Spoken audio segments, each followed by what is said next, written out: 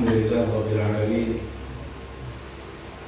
والعاقبة للمتقين ولا عدوان إلا على الظالمين أشهد أن لا إله إلا الله وحده لا شريك له وأشهد أن محمدا عبده ورسوله صلى الله عليه وعلى آله وصحبه أجمعين أما بعد فإخوانا وأخواتي في الله رحمكم الله تعالى ففي هذه الليلة نستمع مرة أخرى في المدارسة.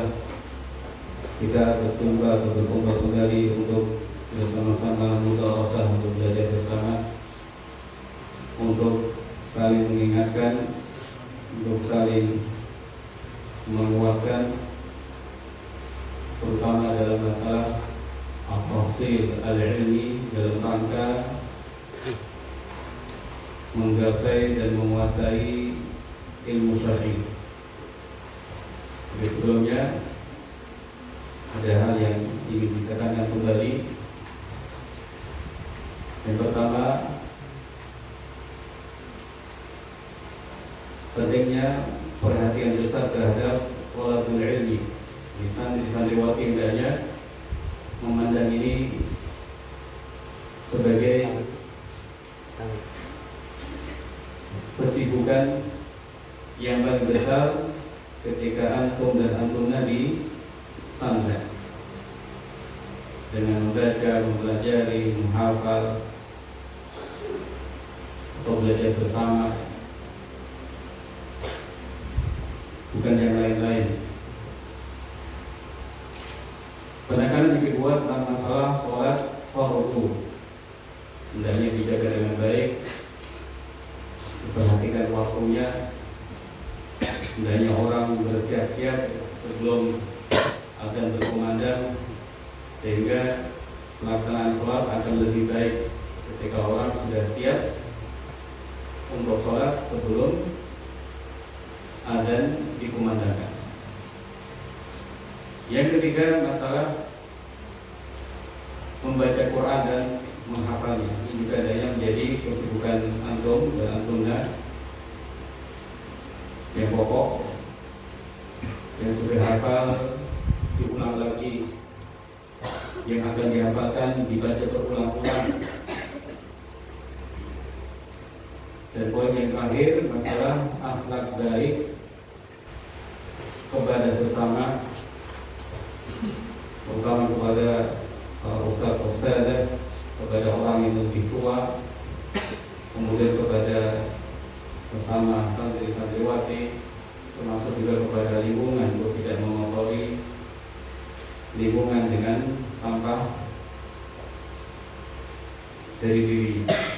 Baik, pada malam ini insya Allah kita akan membahas tentang sosok teladan ulama besar ahli tafsir dari generasi sahabat, yaitu sahabat yang mulia Abdullah bin Abbas radhiyallahu taala anhuma, dengan judul Ibnu Abbas dari Ahlul Bait dan tekun belajar ilmu agama.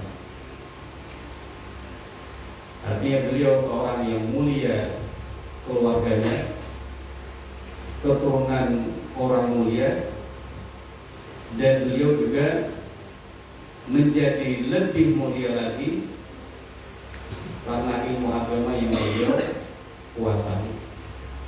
Ayyuhal hudur rahimakumullah ta'ala. Kajian kita mulai dengan muqaddimah hadis dari Umar bin Khattab radhiyallahu ta'ala anhu. Beliau khalifah Amirul Mukminin berjumpa dengan gubernur kota Makkah, Nafi' ibn Abdul Haris, di kota Usfan. Lalu bertanya kepada gubernur Makkah, siapa orang yang engkau jadikan penggantimu untuk mengurus penduduk Makkah? Kata sang gubernur, Ibnu Abza, yaitu orang yang dikenal dengan Ibnu Abza atau Abdurrahman bin Abza radhiyallahu ta'ala anhu. Khalifah kemudian bertanya lagi, siapa Ibnu Abza itu? Maula Maulan min mawalina, dia itu dahulu seorang budak yang kemudian dimerdekakan atau dibebaskan. Maka di sini Amirul Mukminin Khalifah Umar bin Khattab tertekun atau bertanya-tanya, istafrafta alaihi maula, apakah kau jadikan seorang mantan budak sebagai orang yang mengurusi mereka? Nah, kemudian sang gubernur Nafi' ibn Abdul Harith radhiyallahu anhu menyampaikan alasan yang kuat. Innahu qari'un li kitabillah wa 'alimun bil faraid. Orang ini alimun atau qari'un li kitabillah, orang yang tahu dan faham tentang Al-Qur'an Al-Karim. Dan alasan kedua, dia ini orang yang berilmu tentang ilmu warisan. Silakan diingat kembali posisinya atau statusnya itu mantan budak, tapi dipercaya untuk mengurus penduduk kota suci Mekah. Ini bukan perkara remeh. Namanya penguasa itu kan harus dihormati, harus berwibawa. Kok tahu-tahunya yang dipercaya adalah mantan budak? Gimana ini? Ternyata orang yang dipercaya untuk menggantikannya itu sosok yang memang dihormati di kota Makkah karena berilmu tentang kitabullah dan berilmu tentang ilmu warisan. Mendengar itu, Amirul Mukminin Umar bin Khattab radhiyallahu taala anhu mengutip hadis Nabi SAW, Inna Allah yarfa bihadal kitabi aqwaman wa yadhu bi akharin. Sungguh Allah itu mengangkat dengan Al-Quran ini sekian banyak manusia, dan di sisi yang lain Allah merendahkan sekian banyak manusia karena kitab ini. Yang orang-orang yang mengimani Al-Quran, mengamalkan Al-Quran akan dinaikkan derajatnya oleh Allah Subhanahu wa taala. Sementara yang mendustakan, yang tidak mengamalkan, maka derajatnya tidak tinggi atau bahkan rendah sekali. Jadi ini ikhwan fillah taala hendaknya menjadi pedoman kita, pegangan kita agar semangat belajar ilmu agama dan lebih khusus mempelajari tafsir atau makna-makna ayat Al-Qur'an Al-Karim. Dan secara umum, mari kita bersemangat belajar ilmu agama karena itulah yang akan menjadi salah satu sebab orang derajatnya tinggi. Bahkan dahulu di masa-masa tadi ada sekian banyak ulama yang sebelumnya itu statusnya budak, bagian atau hamba sahaya, kemudian dibebaskan atau kemudian masuk Islam dan kemudian dibebaskan oleh Tuhannya menjadi orang merdeka. Di antara mereka adalah Imam Tawus Ibn Kaisan, Imam Abu Aliyah, kemudian Ikrimah Maula Ibn Abbas, juga Sa'id bin Jubair, Atha bin Abi Rabah rahimahullah ta'ala, dan masih banyak lagi. Mereka ini mantan budak. Namanya budak itu tidak memiliki bahkan dirinya sendiri, karena budak itu termasuk benda yang dimiliki tuannya, artinya bisa dijual, diberikan seperti orang memiliki barang.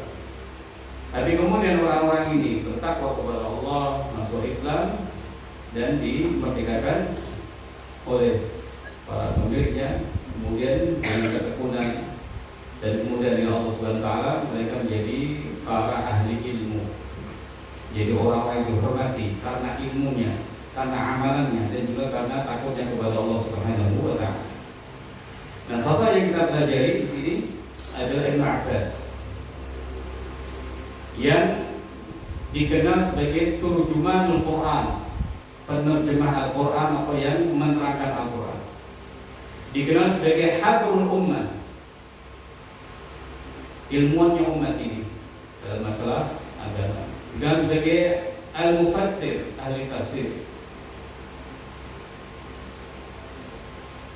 Dan beliau itu berasal dari Ahlul Bait, keluarga besar Nabi Sallallahu Alaihi Wasallam. Jadi kita perlu tahu siapa Ahlul Bait itu ya. Ahlul Bait itu tentunya para istri Nabi SAW dan putra-putri beliau 12. Kemudian keluarga-keluarga dari Banu Hashim dan Banu Al-Muttalib. Jadi mereka ini yang berasal dari Bani Hashim dan Bani Abdul Muttalib termasuk juga keluarga Nabi SAW atau Ahlul Bait Nabi SAW. Jadi antara yang berasal dari mereka ya tentu keluarganya Ali bin Abi Thalib, Ja'far bin Abi Thalib, Al-Abbas, apa kita ini bapaknya ya. Kemudian Aqil, kemudian Harith bin Abi Muttalib dan lain-lain. Jadi tidak hanya terbatas pada keturunan Ali bin Abi Thalib dari Hasan dan Husain, tapi lebih luas dari itu. Ayyuhullah rahmatullah ta'ala. Ibn Abbas adalah Abu Abbas Abdullah bin Abbas bin Abdul Muttalib bin Hashim Al-Hashimi Al-Qurashi. Dari keluarga Hashim, Bani Hashim, dan dari suku Quraisy. Ibunya bernama Ummul Fadl, atau dikenal dengan Ummul Fadl. Nama aslinya Lubadah bintul Harith. Nah, ibunya ini adalah saudara dari Ummul Mukminin Maimunah radhiyallahu taala anha. Kapan Ibnu Abbas dilahirkan? 3 tahun sebelum hijrahnya Nabi sallallahu alaihi wasallam. Jadi kira-kira usianya berapa ketika Nabi wafat? Sudah dewasa sekali atau masih remaja? 3 tahun sebelum hijrah dilahirkan. Nabi di Madinah berapa tahun? 10 tahun. Jadi kira-kira Rasulullah SAW tuwfiya wa kam umur Ibnu Abbas? Kam umur? Kurang lebih 13 tahun. Sampai 13 tahun ini. Kelas berapa 13 tahun itu? Kelas 7 ya? Kelas 7, kurang lebih ya. Jadi Ibnu Abbas usianya 13 tahun dalam hitungan berdasarkan kelahiran ketika Rasulullah SAW wafat. Disebutkan oleh Imam Al-Dhahabi bahwa hijrahnya Ibnu Abbas ke kota Madinah itu setelah Fathu Makkah, setelah Fathu Makkah. Jadi sudah masuk Islam tapi belum berhijrah karena termasuk mustadhafin yang tidak mampu untuk berhijrah, termasuk bapak ibunya. Sehingga disebut mendampingi Nabi SAW, sahiban Nabi nahwa 30 syahr. Jadi menjadi sahabat Nabi yang menyertai beliau kurang lebih 30 bulan radhiyallahu ta'ala anhu. Ikhwan fillah rahimahullah ta'ala. Mari kita fokus pada bagaimana beliau sallallahu alaihi wasallam, bagaimana beliau radhiyallahu ta'ala anhu mendapatkan ilmu yang baik. Usianya remaja, menyertai Nabi SAW kurang lebih 30 bulan saja. Tapi ternyata menjadi ulama besar pada masa itu. Menjadi ulama besar, menjadi rujukan umat di masa itu. Dan kita perlu untuk mengetahui apa rahasia yang menyebabkan beliau setelah taufik dari Allah menjadi seorang alim yang besar. Yang jelas beliau pasti belajar. Ya, tidak, pasti belajar, pasti semangat belajar. Namanya orang menonjol dibandingkan yang lain itu pasti punya usaha-usaha ekstra untuk menuntut ilmu. bukan yang biasa-biasa, biasa puru, biasa ngantuk kalau di kelas, biasa main, biasa ngobrol, enggak. Tapi dia luar biasa membacanya, luar biasa memahaminya, luar biasa murojaahnya, pokoknya luar biasa. Suatu ketika dia berkata pada seseorang dari Ansar, halumma nas'al as-sahabat. Jadi dia ngobrol dengan seseorang dari Ansar, mungkin satu gaya, seumuran, tidak disebutkan Allah Ta'ala. Ayo kita pergi untuk bertanya kepada para sahabat Nabi SAW.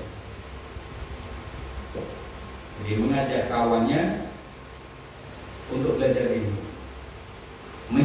mengajak kawannya untuk mendekati sumber-sumber ilmu.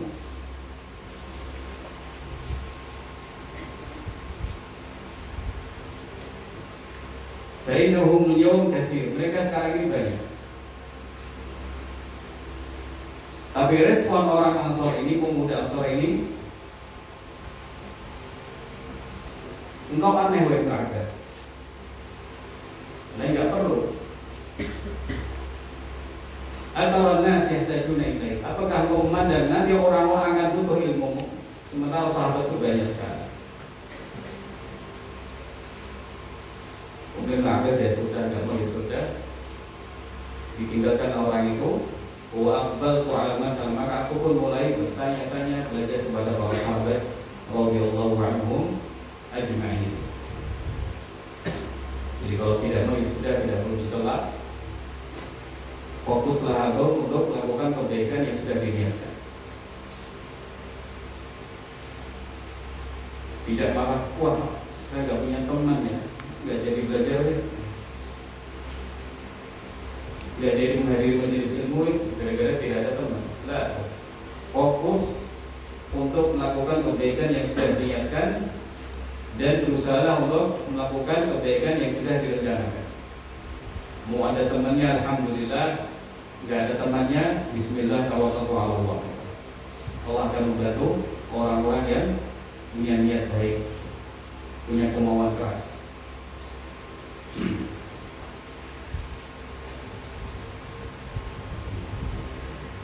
Nah setelah itu apa yang dilakukan? Kalau dia mendengar ada satu hadis dari Nabi SAW yang diriwayatkan oleh seseorang sahabat, dia datangi. Dan kalau ternyata pemilik hadis itu sedang tidur, dia tunggu di depan pintu rumahnya. Tidak diketok, tidak membangunkannya, tidak, tapi ditunggu duduk di luar rumah itu di depan pintu yang punya hadis tersebut. Sampai dia cerita, karena menunggu ini kadang-kadang debu-debu menerpa wajah. Gimana kira-kira ini akan dilakukan apa tidak oleh kalian? Bertanya kepada orang alim, kok ternyata mau bertanya kepada orang alim tapi pintunya tutup.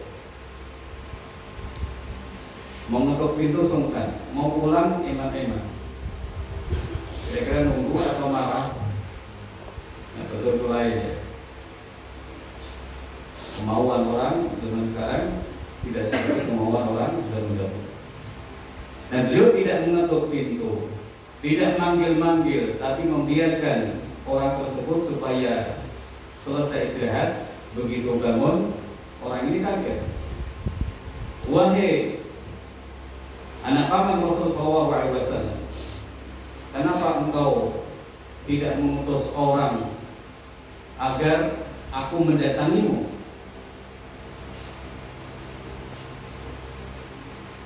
Jadi orang ini menghormati Mu'abbas, tapi Mu'abbas menghormati orang tadi. Ana ahaqqu an atiyaka.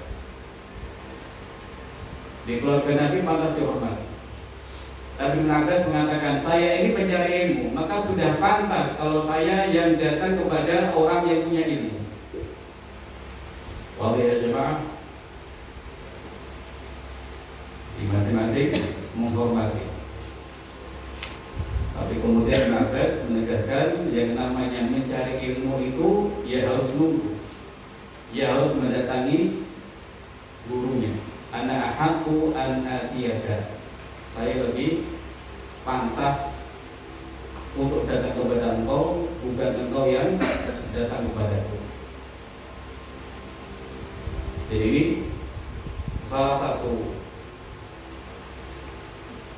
sebabnya bagaimana beliau radhiyallahu anhu sukses dalam belajar, semangat belajar dan menghormati guru, semangat belajar dan menghormati pemilik ilmu. Namanya orang tidur kalau diketok-ketok gimana? Ya kan tidak nyaman.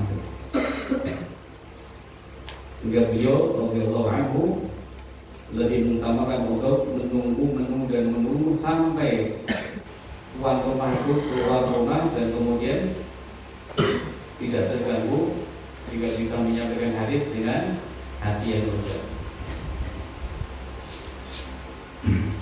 Di dalam riwayat yang lain disebutkan Ibnu Abbas mengatakan, saya ini bisa saja falau syi'tu an yuqad li, saya bisa saja untuk meminta supaya orang itu dibangunkan.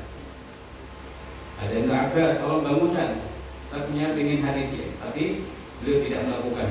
Hatta tafuja, sampai hatta yafuja, sampai orang itu keluar, kemudian hatinya pun senang tanpa ada gangguan-gangguan. Jadi ini yang pertama, ikhwan fillah ta'ala, punya usaha yang lebih dalam mendatangi para ahli ilmu. Ini sesuatu yang bisa dipraktekkan, atau seseorang banyak mendengar kajian-kajian online, atau banyak membaca buku-buku kitab-kitab para ulama.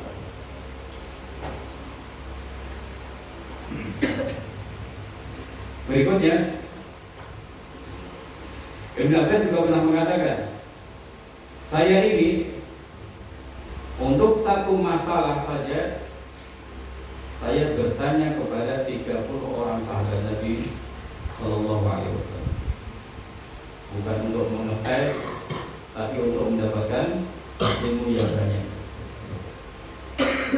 Satu masalah dia tanyakan kepada 30 sahabat Nabi Sallallahu Alaihi Wasallam.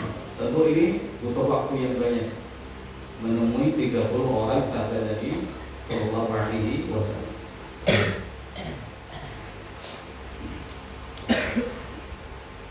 Berikutnya, beliau pernah ditanya, bima asabta hadzal ilm, dengan cara apa engkau bisa mendapatkan ilmu ini? Dia kemudian menjawab, bilisanin sa'ul wa qalbin aqul.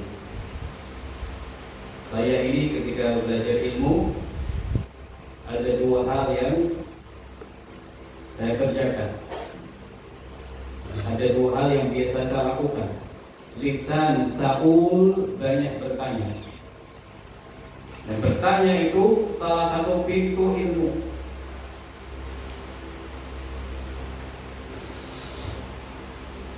Tapi tentu ada kaidah-kaidahnya, bukan sedikit-sedikit nanya, sedikit-sedikit nanya. Kemarin sudah jelaskan, nanya lagi, oh, ini lain ya. Perhatian ya. Jadi bertanya tentang perkara-perkara penting, bertanya tentang yang belum difahami atau masih kurang difahami. Nah, dahulu bisa pernah baca buku, bisa sekarang belum tahu lagi di mana dahulu saya baca. Bisa. Ada seorang qadhi, seorang hakim, menulis surat kepada Mufti Syekh Muhammad Ibrahim tentang satu masalah yang dihadapi di pengadilan. Mufti ini kemudian menjawab pertanyaan itu, tapi jawabannya والمسألة التي سألتني عنها موجودة في كتب الفقهاء فأنت كسلان لا تقرأ والسلام عليكم. Apa itu jawabannya? Jadi dia qadhi itu ya, kalau sekarang para doktor hakim di sana, hakim syariah di mahkamah. Dia bertanya kepada syekh, kepada mufti. Tidak disebutkan pertanyaannya apa. Tapi jawaban dari mufti adalah sesungguhnya pertanyaan yang kau tanyakan kepadaku itu sudah jelas banyak dijelaskan di buku-buku fikih. Tapi karena kamu malas, jarang baca, engkau tidak tahu. Wassalamualaikum. Ini menjadi pelajaran buat orang-orang yang nggak mau baca tapi tanya-tanya, padahal di bukunya ada. Nggak mau belajar, mau baca, langsung nanya gurunya, Ustazah ini apa? Padahal di bukunya ada atau padahal sudah diterangkan. Jadi bagaimana? Jadi orang bertanya itu penting. Husnul su'al bahkan termasuk bertanya yang baik itu termasuk salah satu tangga kesuksesan dalam belajar ilmu menurut Imam Ibnu Qayyim rahimahullah. Tapi bertanya yang penting, bertanya yang bermanfaat, jangan bertanya yang aneh-aneh. Istrinya iblis siapa misalnya? Setelah ditanyakan oleh Imam Syafi'i, siapa istrinya namanya siapa? Nah, baik. Mas mau melatih iblis, siapa istri iblis? Kira-kira penting nggak?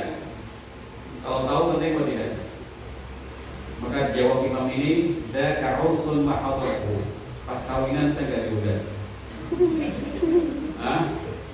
Jadi kalau pertanyaan aneh jawabannya begitu aja, jawabannya pas kawinan saya nggak dapat undangan, makanya nggak tahu memulai wanitanya. Ustaz, bagaimana saat di bulan? Dibalik, dijawab balik. Apa kamu mau berangkat? Nanti tak kasih tahu gitu ya. Kalau nggak berangkat ya sudah. Pelajari masalah Torah dengan baik, pelajari masalah sholat dengan baik. Tanpa perlu bertanya kapan, bagaimana cara sholat di bulan. Perlu juga dulu pernah guru Faraid ketika menjelaskan tentang mafqud ya. Mafqud itu keluarga sudah sekian lama nggak ada kabar beritanya. Dia misalnya kerjanya pelaut ya. Sekian tahun nggak ada beritanya. Gimana ini? Meninggal apa belum? Hartanya boleh diwarisi apa tidak? Maka hakim memutuskan nanti kalau setelah sekian tahun nggak ada kabar, ya sudah dianggap meninggal, hartanya bisa dibagi sebagai warisan. Beliau jelaskan seperti itu. Paham ya? Jadi ada seorang pelaut, katakan begitu, dia apa? Kerjanya di laut, namanya di laut itu kan ngeri-ngeri sedap gitu ya. Rezekinya mungkin banyak tapi ngeri-ngeri sedap ya. Bisa tenggelam, bisa macam-macam. Nah ternyata sekian lama tidak ada berita tentang dia, apakah masih hidup atau sudah meninggal dan lain-lain. Keluarganya tanya kepada pengadil, gimana ini statusnya, dianggap sudah meninggal atau masih hidup?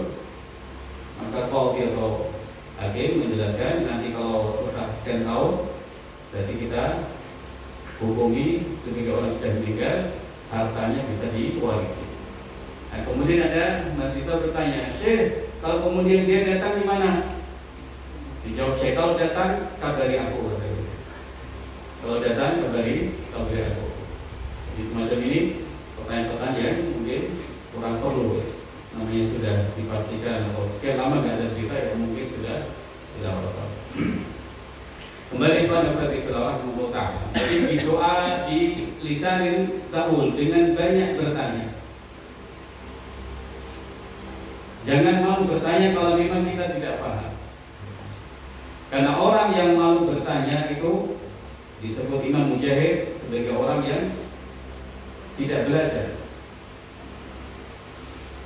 Tidak ada dua orang yang tidak bisa belajar dengan baik, mustahyi dan mutakabbir. yang malu-malu, dan yang sombong. Nggak tahu tapi diem aja, nggak tahu tapi santai aja. Kenapa nggak bertanya? Isi aku. Malu nanti, jangan-jangan nanti teman-teman mentertawakan saya. Jadi mau bertanya itu mikirnya berapa kali, 1000 kali, dan akhirnya nggak bertanya. Nanya nggak ya, nggak usah deh. Bukan nanya lah, bukan, tapi nggak usah deh. Jadi pintu ilmu tertutup bagi dirinya karena tidak mau bertanya. Jadi belajar ilmu itu tidak mesti di kelas, tidak mesti di masjid seperti ini. Bertanya kepada guru, kepada orang alim itu juga sudah belajar ilmu syar'i. Juga masuk makna thalabul ilmi fardhatun 'ala kulli muslim. Jadi harus duduk belajar faraid supaya nanti bisa membagi, tidak mesti seperti itu. Namun begitu ada warisan yang harus dibagi, dia bertanya kepada orang alim. Ustaz, Pak Kiai, bagaimana cara membagi warisan ini? Uang 1M, bagaimana cara membaginya? Ahli warisnya ini. Itu sudah termasuk mencari ilmu atau talabul ilmi. Ayyuhal hudhur rahimakumullah ta'ala. Jadi dengan bertanya dengan lisan yang sering bertanya. Nah dahulu seperti dikatakan Anas bin Malik radhiyallahu ta'ala anhu, para sahabat itu suka sekali kalau ada orang Badui atau dari pedesaan yang bertanya kepada Nabi SAW. Tapi orang ini disebut emang sebagai rajulun aqil, yang berakal. Di pertanyaannya bukan pertanyaan yang aneh-aneh atau pertanyaan yang mudah-mudah, tapi bertanya tentang sesuatu yang penting. Ini sangat disukai para sahabat, Jadi bertanya, tapi bertanya yang penting. Yang kedua, qalbin aqul, hati yang sering, yang terus berpikir, hati yang terus menganalisa, berpikir. Ada ayat dibaca tafsirnya, kemudian didalami, dimengerti, dipikirkan, direnungi, bukan sekedar hafal saja. Tapi bagaimana dia bisa menyelami kandungan-kandungan. Sudah dahulu disebutkan pas musim haji, Ibnu Abbas berceramah menerangkan surat An-Nur dengan penafsiran yang luar biasa. Sampai disebutkan sekiranya orang Persia, orang Romawi mendengar, pasti mereka masuk Islam. Saking ahlinya adalah ilmu tafsir. Jadi bertanya dengan pertanyaan yang baik serta memanfaatkan akal atau hati ini untuk merenungi dan memikirkan ilmu-ilmu yang sudah dipelajari. Jika kalian sendiri, ketika kalian sedang sendirian atau menyendiri, ingat-ingat ilmu yang sudah dipelajari, renungi ilmu yang dipelajari. Jika kemudian Allah Azza wa Jalla akan mendapatkan ilmu, membukakan pengetahuan yang lain melalui apa yang direnungkan tadi. Ini 3 hal ikhwan fillah rahimahullah ta'ala yang bisa kita ambil dari Ibnu Abbas radhiyallahu anhu untuk bisa sukses dalam thalabul ilmi. Intinya adalah punya usaha lebih dalam belajar ilmu syar'i. Ayyuhal hudhur rahimakumullah ta'ala, para sahabat radhiyallahu anhum ajma'in menyampaikan pujian-pujian dan pengakuan-pengakuan terhadap keilmuan Ibnu Abbas. Bahkan pujian dan pengakuan itu keluar dari lisan Amirul Mukminin Umar bin Khattab radhiyallahu taala anhu, yang dikenal sebagai orang yang punya fikih luar biasa, yang dikenal sebagai orang yang ilmunya luas. Berdasarkan takwil mimpi yang disampaikan Nabi Sallallahu Alaihi Wasallam.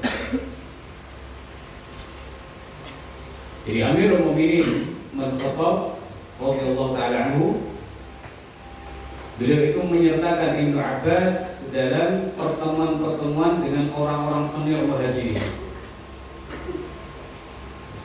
Masih muda tapi disertakan dalam pertemuan-pertemuan dengan orang-orang senior. Ini kan luar biasa. Sehingga sebagai orang bertanya-tanya, kok ini diikutkan, kan masih muda. Kenapa anak muda yang lain tidak diikutkan? Tidak diikutkan. Cuma dia, kenapa cuma dia?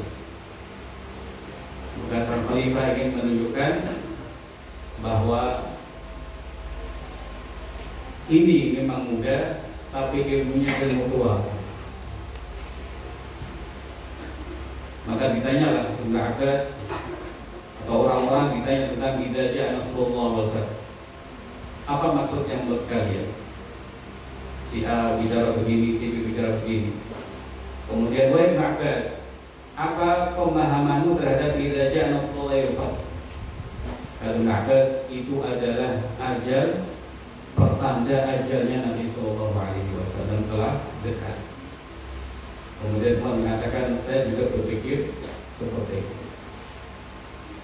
Jadi ini termasuk pertanda atau yang menyebutkan bahwa ajal Nabi SAW sudah dekat, karena Allah sudah memberikan pertolongan kepada beliau, kemenangan luar biasa, dan banyak orang berbondong-bondong memeluk agama Islam.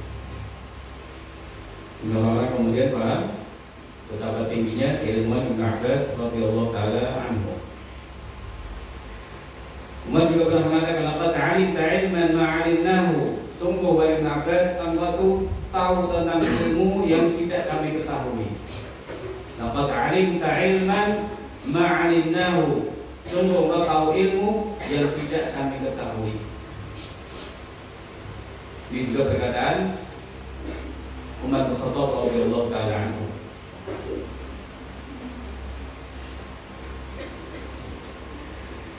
Juga dikatakan oleh Talha bin Ubaidillah radhiyallahu anhu, laqad qulta Ibnu Abbas fahman wa ilman. Sungguh Ibnu Abbas sudah diberi pemahaman dan ilmu. Ini kan tokoh-tokoh senior ya.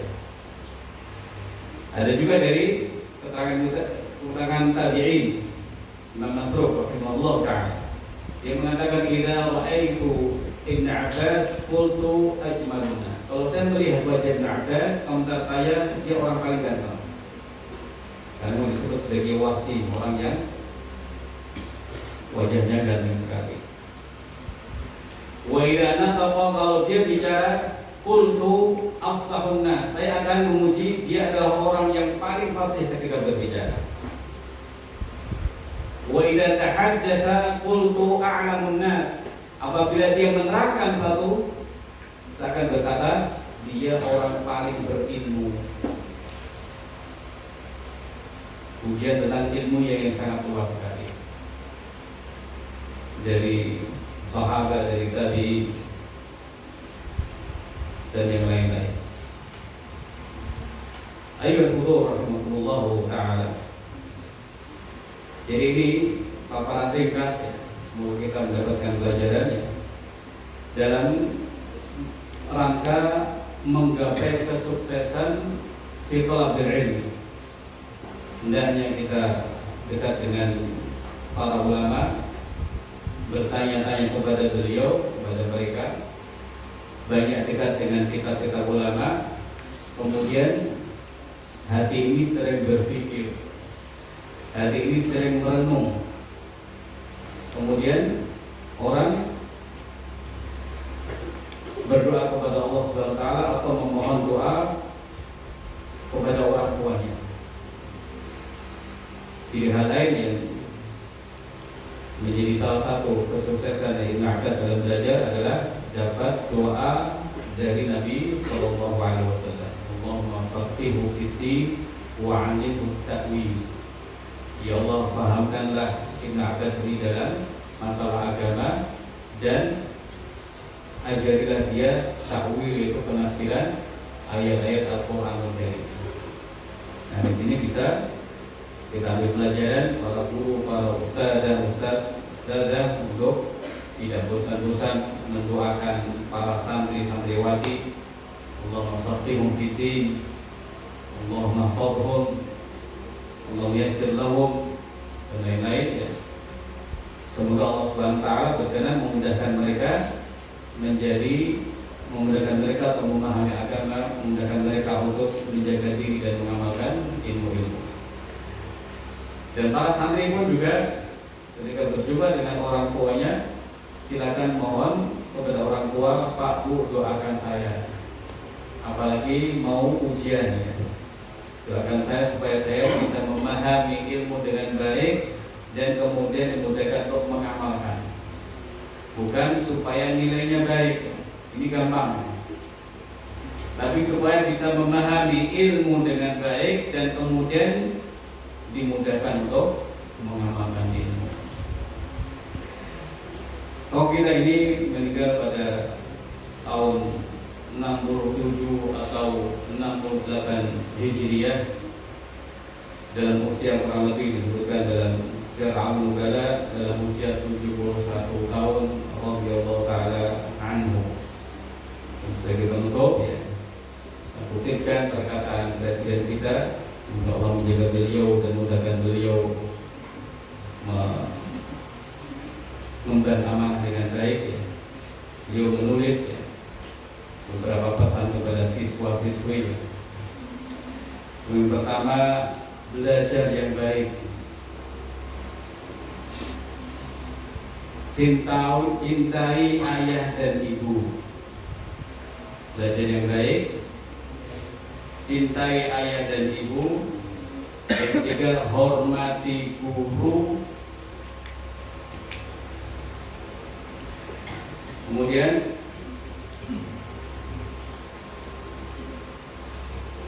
rukun sama teman. Dan yang terakhir, cintai tanah air kita. Jangan dirusak, jangan korupsi uang negara gitu ya.